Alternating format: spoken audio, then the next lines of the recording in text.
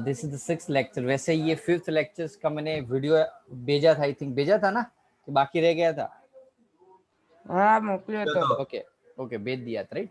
वैसे ये 6 लेक्चर जो है ना वो भी आपका रिपीटेड ही है, जो हमने ऑलरेडी 4th चैप्टर का लास्ट सेशन समझाया था, यूनिफॉर्म सर्कुलर मोशन, याद हो तो बच्चों। लेकिन उसके अंदर मैंने जस्ट फॉर्मूला, टेम्पररी बेस के लिए फॉर्मूला सिखा दी थी, इनकेस आपकी स्कूल के एग्जाम में उस चैप्टर में से यदि पूछ ले तो आप लिख सको। अदरवाइज इसके जो बाकी सारे कॉन्सेप्ट है थोड़ा एक्स्ट्रा, ज्यादा नहीं होगा, ऑलमोस्ट वही चीज होगी, लेकिन थोड़ा सा एक्स्ट्रा फीलिंग के साथ उस कॉन्सेप्ट के साथ समझने का ट्राई करूंगा आज के लेक्चर्स में। शायद आपको ऐसा भी लग रहा है वो पूरा चैप्टर, पूरा टॉपिक रिपीटेड हो सकता है आज का लेक्चर्स, थोड़ा कुछ एक्स्ट्रा चीज सीखने को मिलेगी। बाकी एज यूजुअल जो आगे हमने सिखाया था वो सारे सेशन का रिपीटेड सेशन रहेगा हमारा। ओके, 4th चैप्टर का लास्ट लेक्चर्स यानी जो समझाया थे यूनिफॉर्म सर्कुलर मोशन, वही आज समझाने वाले हैं, थोड़ा एक्स्ट्रा खाली होगा। ओके, ट्राई किया हुआ, देखो मैं थोड़ा आज लिखने में दिक्कत हो रही थी तो मैंने पूरी की पूरी सीट ऐसे बनाई हुई, तो पीपीटी के थ्रू ही समझाने का ट्राई करूंगा, क्योंकि ऑलमोस्ट सारी चीज मैंने सिखा दी है, राइट। तो वन टाइप ऑफ रिवीजन है, सो डेट्स व्हाई मैं लिख लिख के नहीं, डायरेक्टली एक्सप्लेन आपको स्क्रीन के साथ एक्सप्लेन कर दूंगा। ओके, तो थोड़ा सा अपना इन्वॉल्वमेंट पूरा का पूरा यहाँ रखना, जस्ट बिकॉज लिखते होते तो क्या आपको टाइम मिल जाता है अपना माइंड को चलाने के लिए।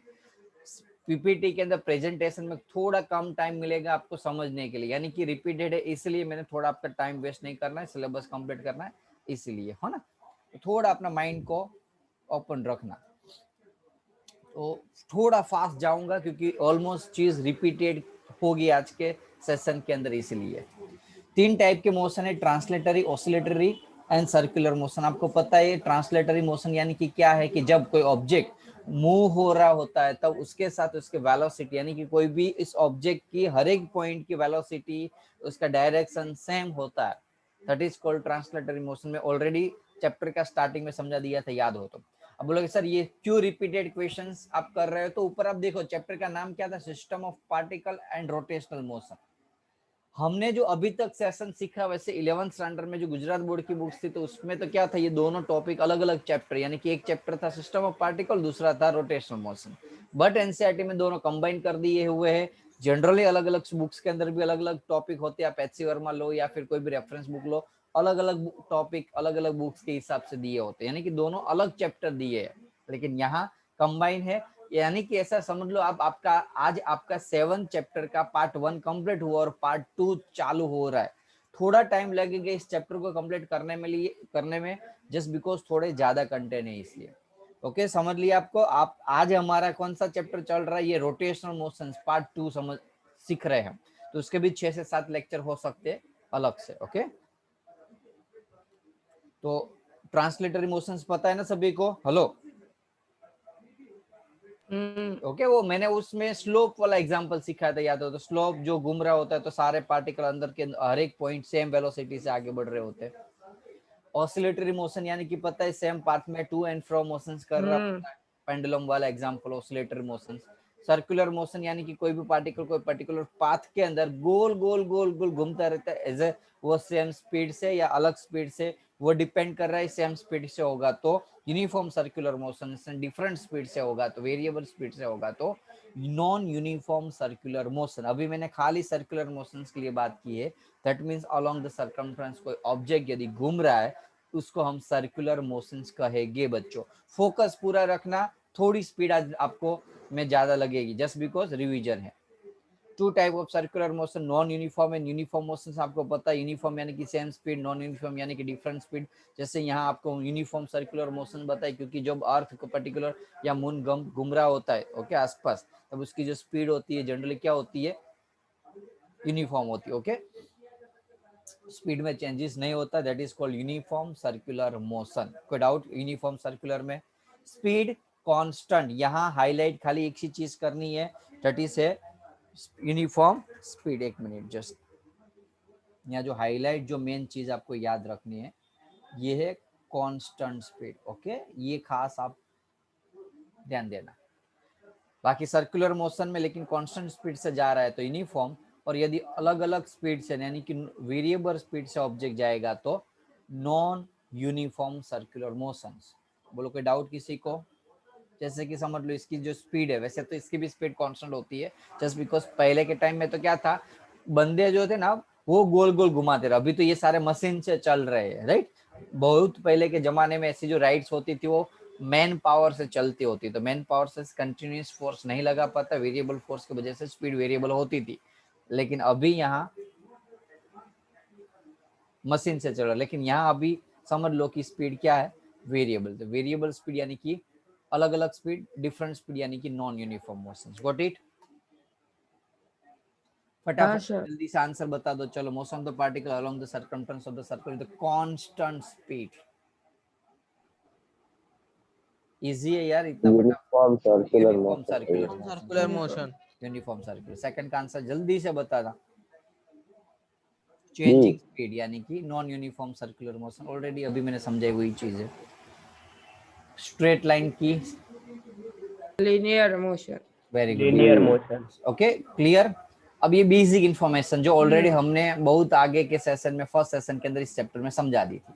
अब हम जाते हैं इस लीनियर मोशन यानी कि not linear but rotational motion, circular motions के जो बेसिक फंड है। जैसे आपको याद हो तो थर्ड चैप्टर में हमने पहले डिस्टेंस, बाद में डिस्प्लेसमेंट, बाद में वेलोसिटी, बाद में एक्सेलरेशन, बाद में फोर्स, ऐसा बेसिक फंडा सीखे थे, हाँ कि ना?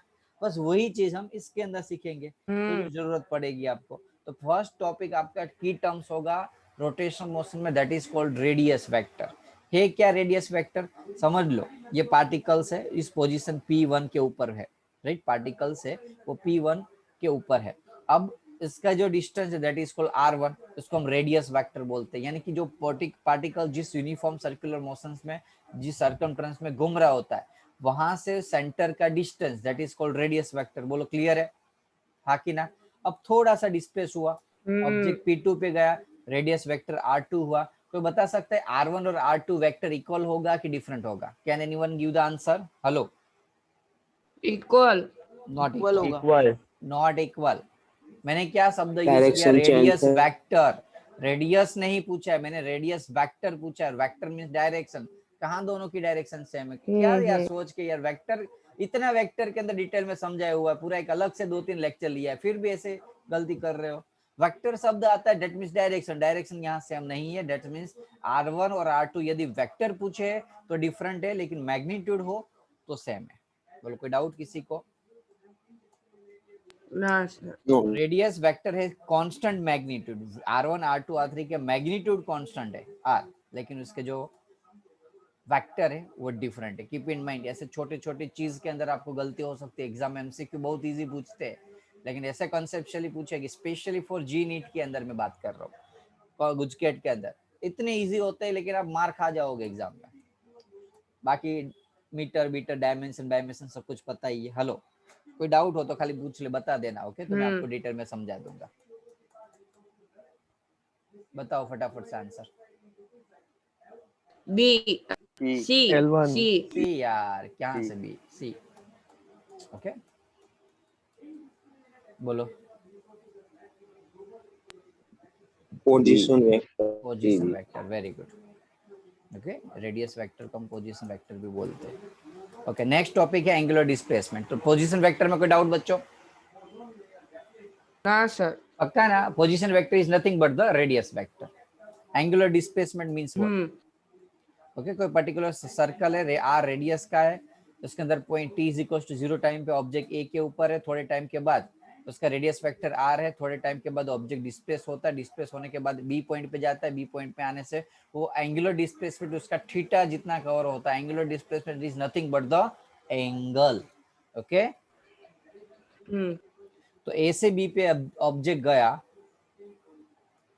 ओके, ए से बी के ऊपर ऑब्जेक्ट गया, दैट इज कॉल्ड, उस एंगल को हम क्या बोलेंगे? जितना एंगल उसने कवर किया उस angle swept by the radius vector in given interval of time t is equal to delta t. समझ लो कि यहाँ, जस्ट गिव मी 1 मिनट, यहाँ डेल्टा टी टाइम है, टी टाइम है यहाँ। तो टी टाइम में ऑब्जेक्ट यहाँ से यहाँ गया, हाँ कि ना? कोई बता सकता है यार मुझे कि एंगुलर हाँ सर। डिस्प्लेसमेंट की जगह यहाँ लीनियर डिस्प्लेसमेंट पूछा होता तो उसका फॉर्मूला क्या आता? चलो आर थीटा, कितना होता? R theta. R into theta. Very good. बोलोगे सर कैसे आया फॉर्मूला? देखो थीटा इज इक्वल टू क्या है? आर्क अपॉन रेडियस है। आर्क थीटा नहीं, मैंने डिस्प्लेसमेंट बोला, sorry sorry sorry. Radius theta is equal to arc A B upon radius. Theta is equal to arc upon radius. Formula है, हाँ कि ना? जब हम एंगुलर डिस्प्लेसमेंट बोलते तो ये एंगल आता है, जब हम लीनियर डिस्प्लेसमेंट बोलते तो डिस्टेंस आता है। तो डिस्टेंस हुआ ए बी, तो A B is equals to theta into r. कोई डाउट बच्चों? बेसिक फंडा है यार, ऑलरेडी यू कैन। नाउ देखो अब सारे स्टूडेंट्स को यहाँ डाउट होगा कि सर ये सेम स्पीड से घूम रही होती है। चलो आंसर बताओ मुझे। यदि ये ऑब्जेक्ट सेम स्पीड से घूम रहे होते, ये पार्टिकल्स है, एक पार्टिकल्स है यहाँ हम पी ले लेते हैं, और ये पार्टिकल्स ए है,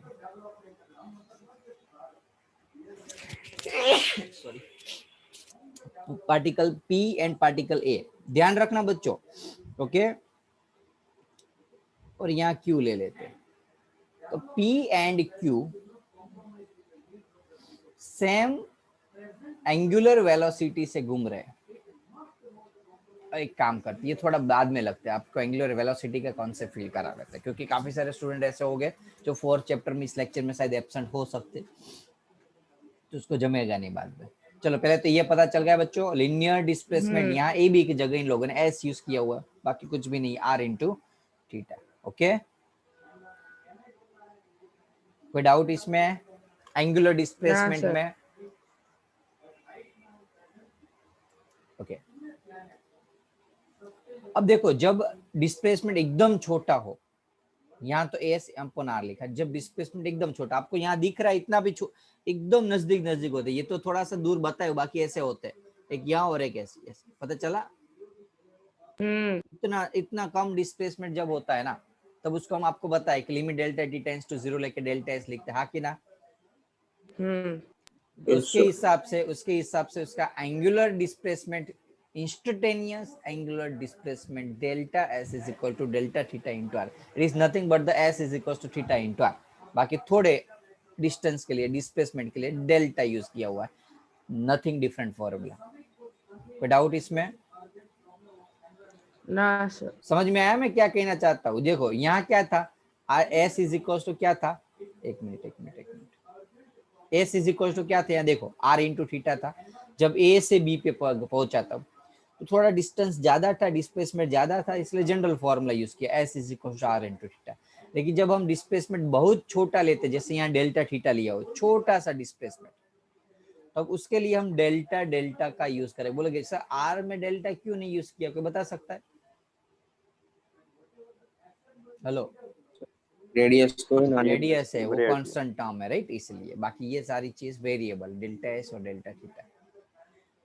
बोलोगे सर एंगुलर डिस्प्लेसमेंट क्या, ऐसा यूनिट क्या होगा? तो angle, angular displacement is nothing but the angle swept bye the radius vector, यानी कि एंगल का जो यूनिट होता है वही एंगुलर डिस्प्लेसमेंट का होगा। तो एंगल का होता है रेडियन, तो इसका भी क्या होगा बच्चों, रेडियन। डायमेंशन L1 लिखेंगे, नहीं, डायमेंशन लेस है, थीटा, थीटा का डायमेंशन होता है बच्चों किसी, हेलो, याद हो तो बहुत सारे टाइम पे मैंने जब क्विज सेशन किया था, अभी देखो मैं क्विज सेशन इसलिए नहीं रख रहा हूँ थोड़े दिन के लिए, आपकी स्कूल की जो एग्जाम चल रही थी ना काफी सारे स्टूडेंट्स की, तो उसको थोड़ा सा उसमें प्रिपरेशन करना है, ओके, तो थोड़ा टाइम बच जाए उन लोगों का, इसलिए। तो डायमेंशन क्या है, डायमेंशन लेस है, राइट, 0 0 0, ओके, यूनिट है लेकिन डायमेंशन नहीं है। अब बोलोगे सर डायरेक्शन कहाँ होगा, क्योंकि ये वेक्टर क्वांटिटी है एंगुलर डिस्प्लेसमेंट, तो वेक्टर क्वांटिटी है तो उसका डायरेक्शन भी होना चाहिए, तो अब कैसे निकालेंगे, डायरेक्शन ऐसे निकालेंगे, राइट एंड थंब के हिसाब से, पता चला?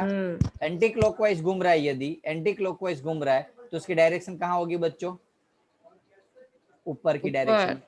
Fingers show the motion and thumbs show the directions. Keep in mind, fingers show the motions and thumbs show the direction. Screw rule ने जेमत ना, स्क्रू रूल ये, हाँ, थंब रूल स्क्रू रूल एक ही चीज है, वो स्क्रू रूल थंब रूल एक ही चीज है, खाली अलग अलग मेथड से उसको निकालते। बोलो कोई डाउट इसमें? ना। एक मिनट, ये चिपक गया है यार।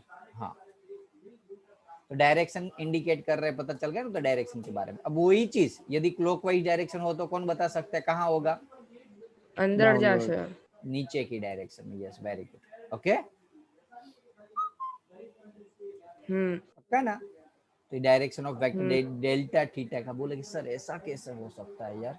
तो keep in mind, angular terms जितने भी हो, थीटा हो, वेलोसिटी हो, एक्सीलरेशन हो, उसकी डायरेक्शन एक्सिस ऑफ रोटेशन की डायरेक्शन के ऊपर ही रहेगी। Keep in mind, axis of rotation यानी कि पता है ना, जिस पॉइंट के जिस एक्सिस के आसपास ऑब्जेक्ट घूम रहा है तो उसी की डायरेक्शन के हिसाब से रहेगी। ये रोटेशनल घूम रहा है तो नीचे, और एंटी क्लॉकवाइज यानी कि क्लॉकवाइज घूम रहा है तो नीचे, एंटी क्लॉकवाइज घूम रहा है तो ऊपर। लेकिन क्लॉक एंटी क्लॉक ऊपर नीचे याद ना रहे तो आप थंब रूल्स या स्क्रू रूल्स याद रख सकते हो। बोलो कोई डाउट किसी को?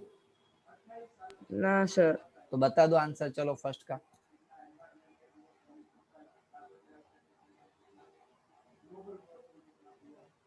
C. C.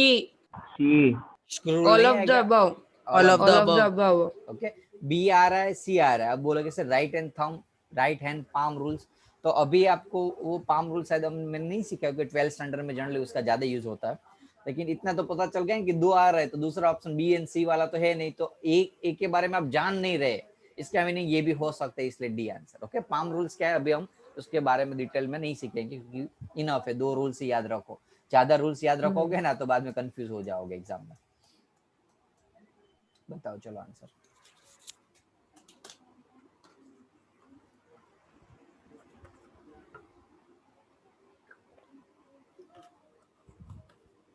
बोलो यार, B. एंगुलर डिस्प्लेसमेंट कहाँ होगा? Is traced bye the radius vector in Radius. Radius vector. यार मैंने बोला तो था रेडियस वेक्टर। ओके, डेफिनेशन ही थी ना, angular displacement is the angle traced bye the radius vector. अब बाद में कंफ्यूज नहीं होना है कि फिनाइट टाइम यानी कि यूनिट टाइम। ओके,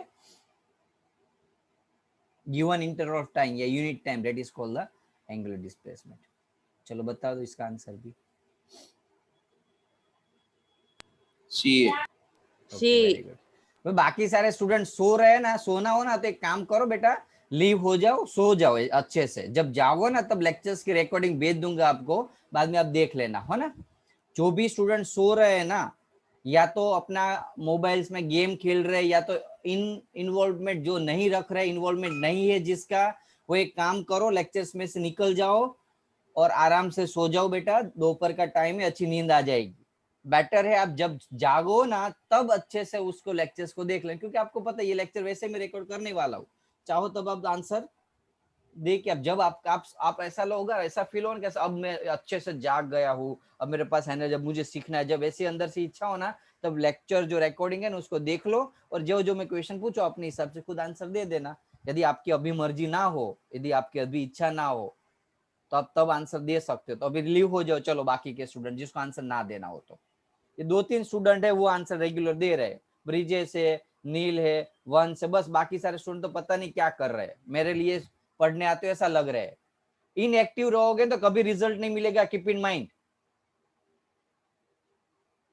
एक्टिव होगा ना, जितना एक्टिव रहोगे ना उतना आपका रिजल्ट होगा। आपको ऐसा लग रहा है दो बोल तो रहे बाकी के स्टूडेंट, मैं क्यों बोलूं? तो इसका मीनिंग क्या हुआ? आपने क्वेश्चन पे भी ध्यान नहीं दिया, आंसर में भी ध्यान नहीं दिया, वो अभी नहीं पता चलेगा, आपका कॉन्सेप्ट वीक रह जाएगा, ध्यान रखना। चलो नेक्स्ट क्वेश्चन आंसर दो, वैसे ही आ गया है। Dimensionless. Dimension D. Of angular displacement. D. Okay, D. My dimensionless. Clear? Angular displacement में देखो मैंने रिवीजन ही कर रहा हूँ, इसलिए क्विज सेशन के साथ साथ मैंने कॉन्सेप्ट को डाल दिया, जिससे एटलीस्ट आपका रिवीजन हो जाए वन टाइप ऑफ, और आपकी आपने उस टाइम पे कितना ध्यान दिया था वो भी पता चल जाए मुझे। चलो एंगुलर वेलोसिटी क्या है उसके बारे में देखते हैं। पता ही होगा आपको, लेकिन फिर भी रिविजन करा रहा हूँ आपको मैं। अब समझ लो कि पार्टिकल ए जो है वो ए से बी पे पहुंचा, एंगल θ1 जितना कवर किया t1 टाइम के अंदर। बाद में पार्टिकल बी से सी पे पहुंचा, एंगल θ2 कवर किया t2 टाइम्स के अंदर। हेलो, हाँ सर। ओके, तो डिस्प्लेसमेंट कितना हुआ बच्चों? एंगुलर डिस्प्लेसमेंट कितना हुआ? बोलोगे सर कौन से टाइम के लिए? तो डिपेंड कर रहा है वो हम कौन सा एंगुलर डिस्प्लेसमेंट फाइंड कर रहे हैं। हम फाइंड कर रहे हैं ये दोनों के बीच का, कौन सा, B2C का। जब हम B2C की बात करें तब आपको पता है ये यहाँ से यहाँ तक का फाइंड करना है। जब यहाँ था तब कितना एंगुलर डिस्प्लेसमेंट था, यहाँ था कितना हुआ, और बाद में उसका डिवीजन कर लेंगे। मुझे पता है कि आप कंफ्यूज हुए होगे, उससे बेहतर यही हो, ये भी है। लेकिन काफी बार एग्जाम में ऐसे क्वेश्चन भी आ सकते हैं ना, जरूरी नहीं है कि आपको अलग अलग मोशन दिया हुआ है। पहले ए से बी का भी अलग से फाइंड करने को पूछ सकते हैं, बी से सी का भी अलग से फाइंड करने को पूछ सकते हैं, बाकी ना। Yes, हाँ sir. सर। तो जरूरी नहीं कि आप जीरो से स्टार्ट करो। हमने यहाँ क्या किया, मैंने ऑलरेडी ऑब्जेक्ट यहाँ पहुंच गया था, तब उसका एंगल θ1 था। अब मैं यहाँ का ए टू बी का नहीं पूछ रहा हूँ, मैं आपको B2C का पूछ रहा हूँ, तो आप कंफ्यूज हो जाओगे एग्जाम में। मैं ये एंगल कौन सा, भूल से क्या करोगे पता है, लाइक एग्जाम्पल 4 मैंने बोला कि पहले जो था ना ऑब्जेक्ट ये था 30 डिग्री था, बाद में A to C पे एंगल 60 डिग्री दिया हुआ है, B2C पे पहुंचने में समझ लो 5 सेकंड लग रहा है। तो आप एंगुलर वेलोसिटी फाइंड करना जाओगे तो भूल से क्या होगा पता है आपको, ये थीटा आप 60 डाल दोगे एग्जाम में। लेकिन वो देखो 5 सेकंड B से C का है, 5 सेकंड B से C का, यानी कि मुझे यदि एंगुलर वेलोसिटी B2C की फाइंड करनी है, that means I have to put the angular displacement between the B2C। And angular displacement यहाँ 60 नहीं होगा, कितना होगा, 60 में से 30 माइनस करो तो ये बचेगा, वो आपका आंसर होगा। इसलिए मैंने ये फॉर्मूला लगाया हुआ है, θ2 माइनस θ1 60। यहाँ देखो θ2 60, θ1 30। समझ लो 12 बजे चालू किया था, 12 बजे और 2 सेकंड पे, 12 बजे और 7 सेकंड पे। तो ऐसे भी क्वेश्चन आ सकते हैं। ओके, तो ऐसा माइंड में मत डाल देना कि theta angular velocity is equal theta upon radius, sorry time, भूल जाओगे, एग्जाम में लोचे मारोगे। समझ में आ रहा है क्या कर रहा हूँ, यहाँ थीटा नहीं है, चेंज इन थीटा है। हेलो, हाँ सर। हाँ Yes, सर। ओके, ये चीज खास ध्यान रखना Yes, sir. स्टूडेंट्स में भी, भले मैं कभी भी एग्जाम एक्सप्लेनेशन के टाइम में omega is equal to theta upon time में बोल दूं, लेकिन आपको क्या मानना है, थीटा यानी कि change in theta, change in time. Okay, change जरूरी है तो ही वेलोसिटी बनेगी। ओके, खास ध्यान रखना है। बोलो एंगुलर वेलोसिटी का फॉर्मूला में कोई डाउट किसी को? No, sir. नो ना सर। अच्छा सर। ना, ओके चलो आगे बढ़ते हैं। उसके बारे में डिटेल में देखो, मैंने इसलिए ये सारी चीज लिखी हुई है क्योंकि अभी थोड़े दिन से ये थोड़ा अभी डाउट वगैरह स्टूडेंट्स और थोड़ा काम दूसरा बीच में आ गया था। ओके, क्योंकि 10th के मेरे मटेरियल जो है ना, लास्ट ईयर हमारे जो मटेरियल थे ना, आपको पता हो तो चलो, तो इट इज वेक्टर क्वांटिटी, ये सबको तो पता ही होगा। ओके, यूनिट उसका रेडियन पर सेकंड होगा, डायमेंशन उसका T इनवर्स 1। बोलो बोलो ऐसा क्यों, ऐसा क्यों है?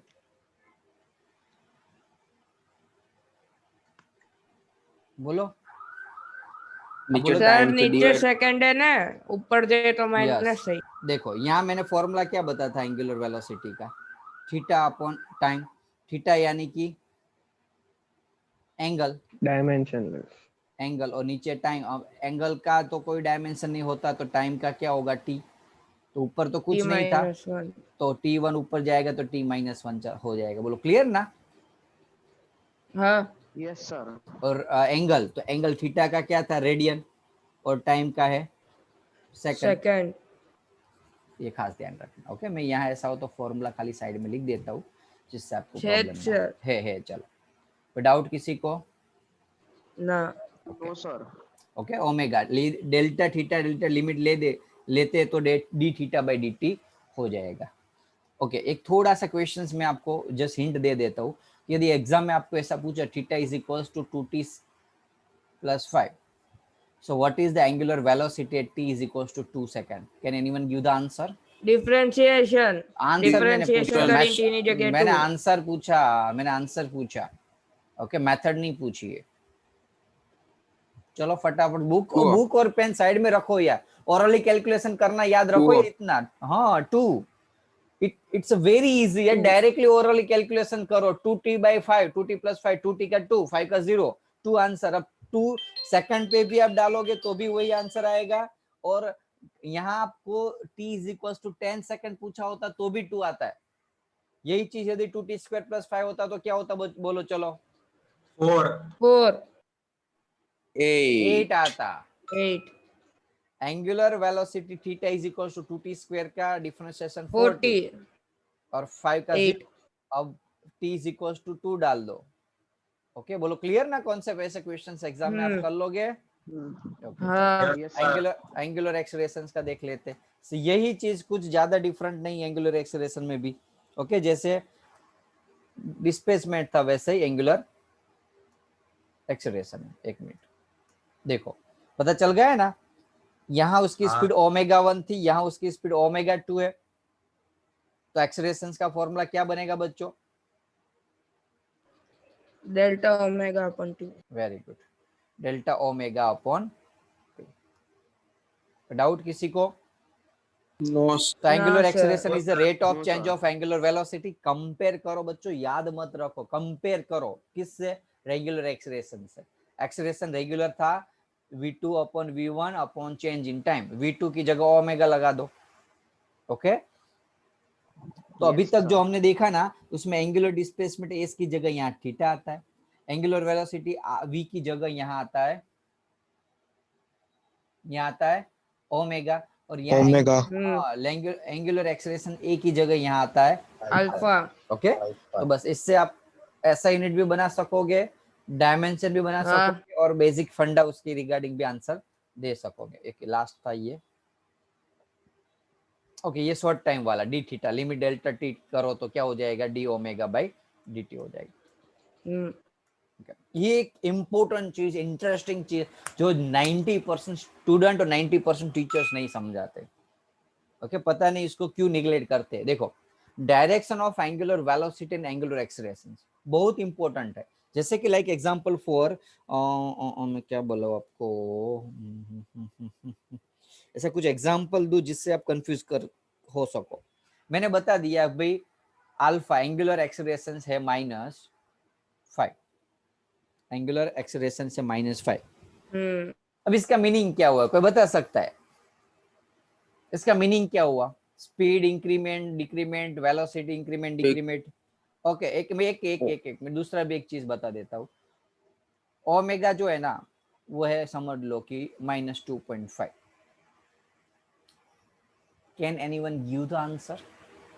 स्पीड या वेलोसिटी एंगुलर ओमेगा जो है वो इंक्रीजिंग होगा या डिक्रीजिंग होगा?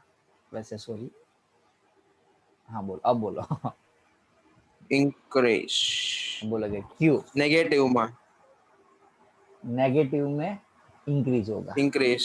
देखो ये जो नेगेटिव है ना, पहली चीज माइंड में खास ध्यान रखना, negative sign indicated the direction. Negative sign indicated the directions. Okay तो नेगेटिव में इंक्रीज होना ऐसा नहीं है, इंक्रीज ही होती है वैल्यू, खाली उसकी डायरेक्शन जो है ना वो क्या है? ऑपोजिट डायरेक्शन में। जैसे ओमेगा था, ऊपर. ओके ऊपर समझ लो मैं पॉजिटिव लूं और नीचे नेगेटिव लूं, तो इसका मीनिंग क्या है कि ये क्लॉकवाइज घूम रही है ऑब्जेक्ट, हाँ कि ना? और इसका मीनिंग ये जो एंगुलर एक्सेलरेशन और एंगुलर वेलोसिटी एंगुलर एक्सेलरेशन है वो क्लॉकवाइज घूमते घूमते घूमते घूमते स्पीड उसकी इंक्रीज हो रही है। Got it? गॉट इट कि नहीं? मैंने आगे वही चीज बताई थी, याद करो डायरेक्शंस बताई थी, थंब रूल्स क्या कहता था? यदि क्लॉकवाइज घूम रहा है वही देखो बच्चों आज के सेशन में जो नई चीज है वही इतनी ही है। ओके बाकी सारी चीज मैंने 4th चैप्टर में समझा दी थी। नया क्या है? डायरेक्शन। उस टाइम में मैंने डायरेक्शन के बारे में बात नहीं थी। डायरेक्शन क्या है? यदि क्लॉकवाइज घूम रही है तो नीचे थंब लगाओ नीचे तो फिंगर आपको क्लॉकवाइज मिलेगी। इसका मीनिंग यहाँ माइनस साइन क्या शो कर रहा था कि वो नीचे है यानी कि क्लॉकवाइज घूम रही है। एक्सेलरेशन भी माइनस है यानी कि क्लॉकवाइज घूम रहा है। बस इस दूसरा कुछ भी मीनिंग नहीं है उसका। इसकी ये जो माइनस साइन की खाली एक ही मीनिंग था, क्लॉकवाइज या एंटी क्लॉकवाइज, खत्म। Okay hello Yes, sir. Yes, sir. यार फील हुआ ना ये टॉपिक को? चलो Yes. चलो तो यही चीज जो अभी मैं समझाने जा रहा हूं, वैसे तो आपको पता चल गया होगा लेकिन थोड़ा भी रिवीजन करा देता हूँ। Omega is increasing with time, then alpha is in the direction of omega. इसका मीनिंग क्या हुआ जो मैंने अभी बताया? तो दोनों नेगेटिव नेगेटिव, इसका मीनिंग दोनों क्या हो रहा है बच्चों? इंक्रीज होगा। Increase. अब यदि समझ में ऐसा लिखा कि ओमेगा इज इक्वल टू 2 और alpha is equal to 5, like example for randomly value ली, दैट मींस ये दोनों पॉजिटिव पॉजिटिव, डायरेक्शन उसकी ऊपर की डायरेक्शन में है और इंक्रीजिंग हो रहा है टाइम के साथ। Okay, hello. Yes, हाँ sir. सर। वैसे ये पॉसिबल नहीं होता, पता है क्यों?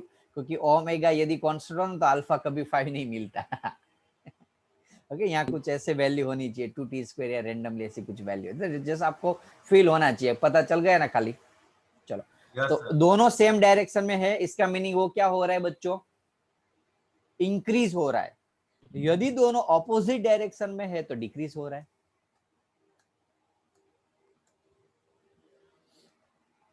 बोलो क्लियर?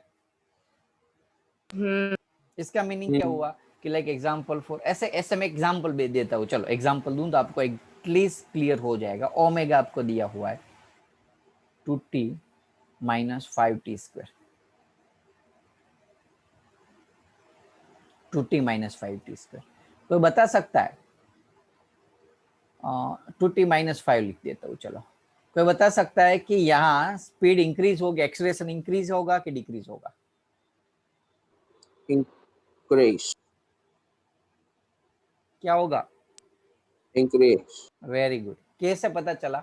निकाल के। सर नहीं पता चला सर, इंक्रीज कैसे होगा? Omega proportional to time, time increase होता रहेगा। पहले 1 सेकंड रखो, 1 सेकंड रखो, कितना हुआ? -3 हुआ। 2 सेकंड रखो, 2 सेकंड रखो, -1 हुआ, -3 -1। 3 सेकंड रखो, 3 2 6 -1। 4 सेकंड रखो, 4 2 8 -5 3। इंक्रीज नहीं हो रही है वैल्यू? Yes sir. पता चला कि नहीं? वैल्यू डाल के पता चल जाएगा सर। आपको। ओके, वैल्यू डाल के पता चल जाएगा कि इंक्रीज। डायरेक्टली प्रोपोर्शनल हो ना तो जनरली इंक्रीज होता है। चलो ओके, तो इसका मीनिंग ये अल्फा क्या हुआ बच्चों? Positive. पॉजिटिव 2 मिला, इंक्रीजिंग मिला आपको। अब यही हाँ। चीज यदि मैं ऐसा कर दूं तो Decrease. अल्फा क्या मिलेगा? देखो, -2 मिला। हेलो, हाँ। Got it? फील हुआ? Yes, sir. ओके, तो इससे आपको एटलीस्ट पता चल जाएगा कोई वैल्यू इंक्रीजिंग है कि डिक्रीजिंग है, सेम डायरेक्शन में कि ऑपोजिट डायरेक्शन में। ओके, अब ये फॉर्मूला तो याद ही हो गया आपको। हाँ। u plus 80 थीटा, यानी कि s is equal to t plus half at square v square minus u square is equal to s। In case, rare of rare case में, not 100% sure but rare of rare case में, यदि आपको ये questions में equations derive करने को पूछ ले तो क्या आप कर सकते हो अलजेब्रिक मेथड से? सिंपल चीज है। कैसे करोगे? चलो फर्स्ट हम क्या करते थे वो मेथड याद करो। अल्फा का फॉर्मूला, B0.